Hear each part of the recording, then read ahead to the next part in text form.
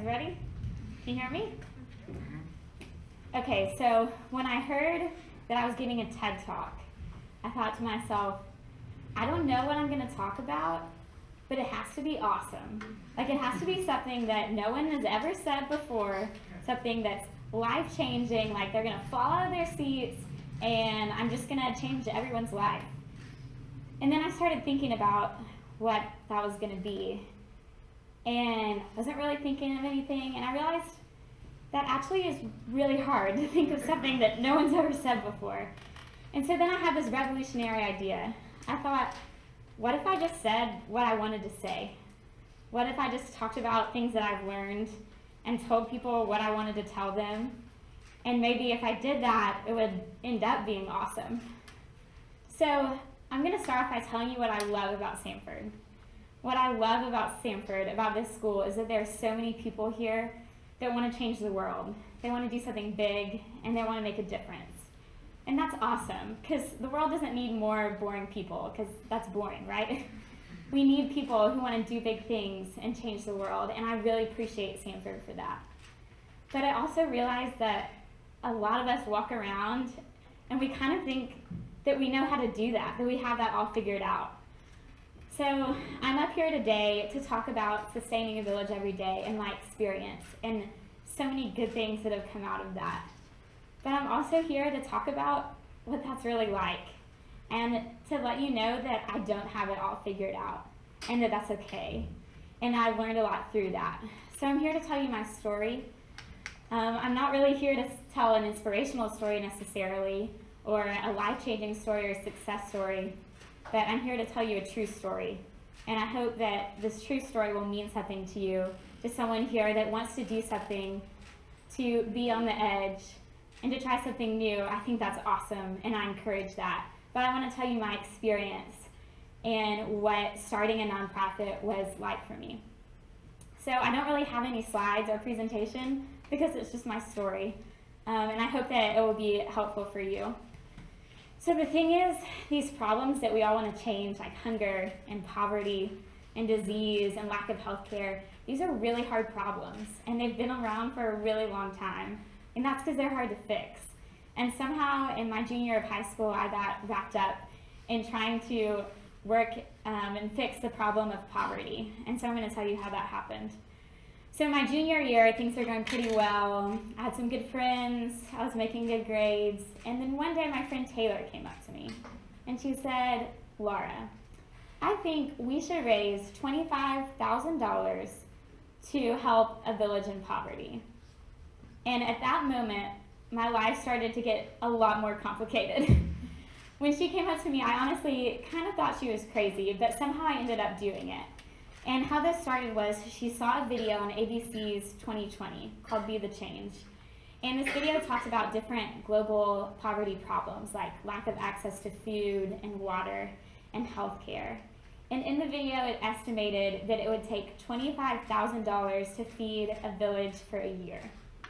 Looking back, I think that's kind of funny because villages are all different sizes, right? And what are the odds that it would take exactly $25,000 to feed a village for a year? Like, that's a very round number.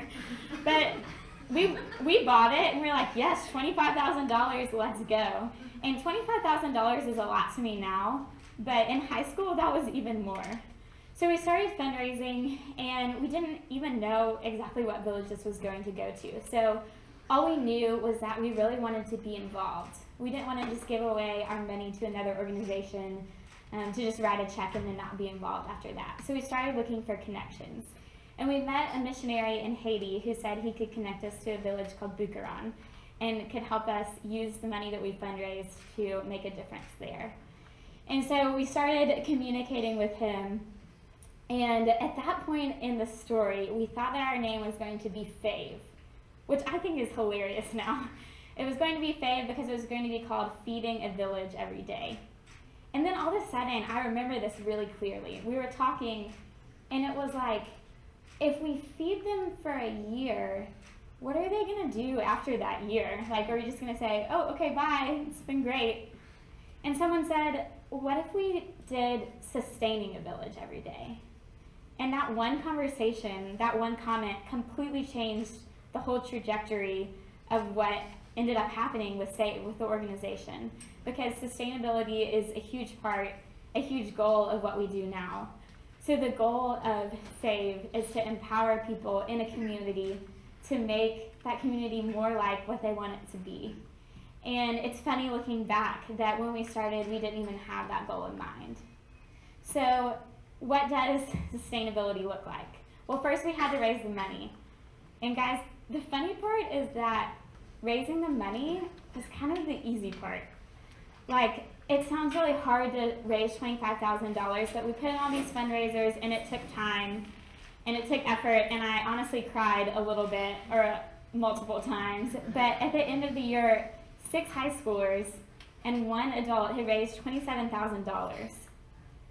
But the really hard part was figuring out how to make that money actually be helpful to people in a community that was so far away that we didn't know. And I think sometimes we get so focused on how we're going to raise the money and how much money we can raise, and these like fundraisers where we dance and we run and we all have a good time, that we forget what the money is actually trying to be used for and what the purpose of that is. So we raised the money, and we were looking into actually how to make a difference in this village called Bukaran. So I have an analogy for you. Imagine that this group of strangers walked up onto the Samford campus, onto the quad, and said, hey, we don't really know you, but we want to raise a lot of money and we want to help make Samford a better place. Like, that would be kind of ridiculous, right? But that's a lot of what we're trying to do when we do nonprofits and community volunteer work. And that's okay, but we just have to recognize who we are and the limitations that we face by doing that. If someone walked up to us like that, we would say, like, who are you? And we can probably even agree on what we wanted, what making Samford a better place looks like. So going into this village, we had to recognize we needed someone there who actually was from Haiti, who knew the culture and knew the community, and that was not me. I couldn't just walk in with my $27,000 and expect to fix everything just because I had a really good attitude and cared about the people and wanted to make a difference. And so what does that actually look like? To partner with a community, not to do something to people or for them, but to do something with them. It actually honestly just looks like a whole lot of talking, like lots and lots of talking and lots of meetings. So we ended up meeting with the leaders in the community and asked them, what do you want your village to look like? What is your goal? What's your vision for this community? And we learned a lot of things through that, and things that we maybe wouldn't have thought to help provide for them. But even after all those talks, it was still really hard. So we started off with a lot of different projects. We started by building a church, replacing this little lean-to shack that people were meeting in that was falling down. We also hired local builders to come in and to build latrines and wells for sanitation and access to water. We started a goat program where we bought goats for families, and we asked them that they would give the kids that their goat had to another family so that the goat program would spread. And we had all these good ideas, and a lot of really good things came from that. But also, some things didn't work. So the guy that we hired to build the church, he actually purposely built the church structure incorrectly so that they would have to hire him again in a couple years to come back and fix it. I never even would have thought to do that. The guy who we hired to buy the goats told us that the price for the goats was higher than it actually was, so that we gave him more money than he needed, and he pocketed the difference and went off with it. And that was really discouraging. And what I want you to know is that even when you do good things and you have good intentions, that doesn't mean that everyone's always going to be on your side. This isn't to say that the people in Haiti are bad. This is just to say that no matter what you do and where you do it, you're going to run into people like that. And you need to know that going in. But that doesn't mean that you don't try. So along with all these other projects, we also had some cool new ideas. We started something called the Leadership Program, where we as students, so Sustaining Village Every Day is made up of high school students and college students, we sponsored students in Buchanan, in the village, to go finish high school and to go to trade school. And I got to meet them just a couple weeks ago, and they're awesome. And they talked about how the scholarship had helped to give them hope when they couldn't go back to school because their parents had passed away. But we had this awesome idea. We thought, okay, so in exchange for the scholarship, these teenagers will go back to their village and they'll teach the illiterate adults in their community how to read. We're like, oh, this is so smart. This is going to be awesome. Well, it turns out that in Haiti, it's actually really disrespectful for a younger person to teach an older person in their community a skill like that.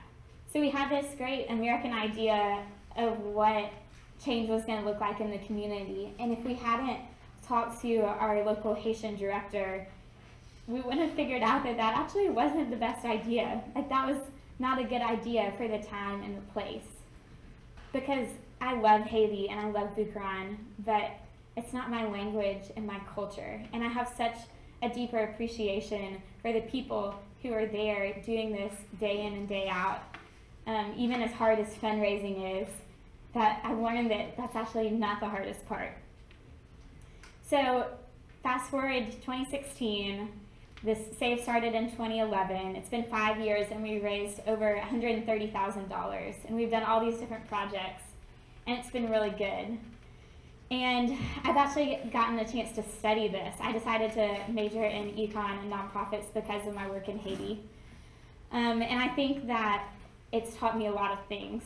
So after my talk, you might wonder, okay, this sounds really hard. Why now would I want to go to another country or to another neighborhood or even right down the road to try to help someone when you might meet all these difficulties? There's a really good book called When Helping Hurts that talks about how when you go into a situation and you think that you know everything that's right for someone else, you can actually end up hurting them instead. And in my time working in Haiti and with SAVE, I found that to be true. But I've also found that the only way to never mess up, to never hurt anyone, to never do anything wrong, is to literally never do anything. It's just the same as being in relationships and friendships here. The only way to not hurt anyone is to shut yourself off from the world. So I don't tell you my experiences to make you live out of fear. I tell you these experiences to give you courage so that when you go and you try to do these cool things, you know that it's okay that you don't know everything. No one does. And it's important to partner with people who are already doing it and have learned something from what they've been doing. So what I want to tell you tonight is not to not change the world. I don't want to tell you that you can't or that you shouldn't, but that it's just going to be a lot different than you thought it was going to be. And not to start off expecting, like I started off when I was writing my TED Talk, saying, I'm going to do this awesome thing that no one's ever done, and it's going to change everything, and it's going to be revolutionary. In the end, it might be, but that's not how really great things happen. Really great things happen when you start with what's in front of you, and you start with needs that you see, and you're always willing to learn from other people who know a lot and that really want to share with you what they've learned. And if you start like that, if you have the courage to understand what you don't know, then maybe, just maybe, it will end up being really awesome. Thank you.